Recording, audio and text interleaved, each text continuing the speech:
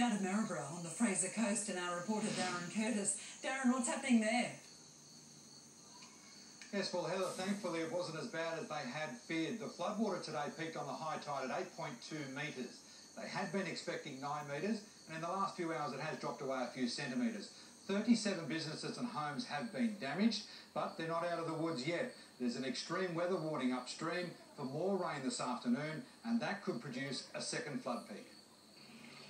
Waves of floodwater surging into neighbourhood streets kept many residents nervous through the night. As they frantically shifted 30 mobile homes away from the riverbanks, the sky burst into a blaze of light. A thunderstorm hovered over the city for hours, rattling windows and further straining nerves. With the Mary River in full flood, the runoff couldn't escape. By morning, streets were underwater and homes isolated. Generations of the Hemsley family have lived here for 50 years. It's the first time water has reached the house and the sewer failed. It's any harder, we have to sort of look about moving out, so it's just one of those things. Many families in the flood zone have opted to stay at home.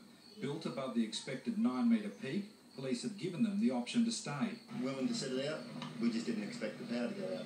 Council staff have laid out dozens of sandbags. A steel flood barrier has been set up as a last line of defence in Maryborough's main street.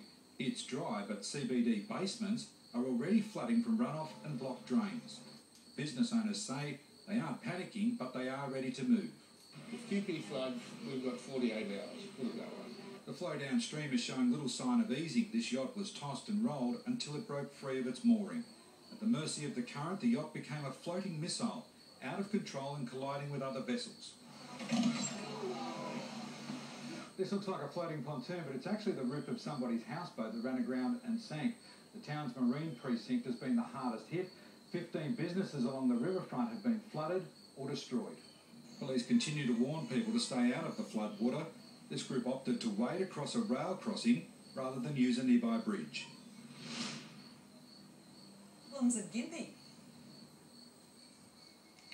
Well, Heather, at the moment they are on alert for flash flooding, and they are predicting there out there, the police are saying that they could expect a 17-metre flood peak tonight.